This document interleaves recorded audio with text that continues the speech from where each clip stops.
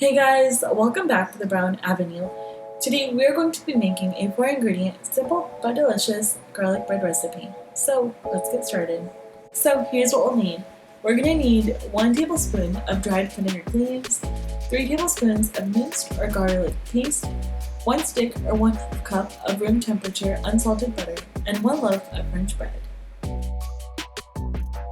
In a small mixing bowl, go ahead and put in your 1 stick or 1/2 cup of unsalted butter, and it should be at room temperature for easy spreading. And then we're going to go ahead and put in our 3 tablespoons of minced or garlic paste, and you can add more or less according to your taste. So I went ahead and pre-made this by putting in some garlic and about 1/2 tablespoon of water into my blender and getting that consistency. I also like to heat up the garlic butter mixture to enhance the flavor. I didn't do that on this particular day, but would definitely recommend it. It may get into a liquid state, but you can set it aside and place it into the freezer once it cools off, and so you can get it back into that creamy stage, or just continue with that liquid stage. Finally, we're going to go ahead and put in our 1 tablespoon of dried fenugreek leaves. We're going to go ahead and crush it into our hands like so, and this brings out great flavor into the bread. You can also use some oregano or parsley, and those work really well. And then we're just going to go ahead and fold in all the ingredients like so. And once it looks all mixed together like this, it is ready to go. Alright, so now finally the slicing part. You want to go ahead and slice the bread like so. Not so thick and not so thin. And mine was about 1 inch per slice.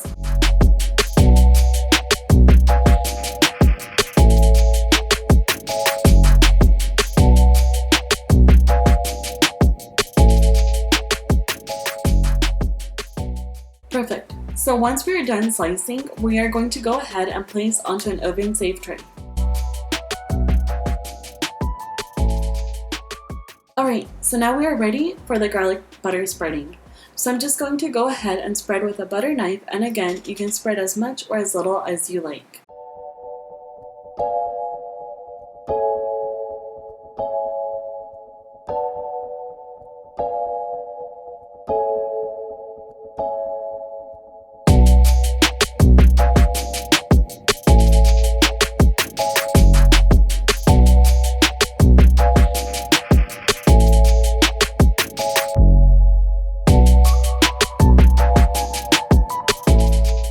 For toppings, you can add some cheese, which helps to give it a nice twist and a nice flavor. Added some cheese on some of them and left others without it, as my mom and dad don't really like it so much. Alright, so let's go and clean up a bit, and it's ready to go in the oven. So you want to set your oven to the broil setting, as all we are looking for is a nice golden, crispy, toasty top. Perfect, and once it looks like this, it is ready to plate. You can enjoy this on the side with some pasta or simply by itself. Thanks for watching, and be sure to like, comment, share, hit that subscribe button, and stay tuned for a bunch of other random videos. And as always, remember to be kind to one another, take care, and stay safe. Bye guys!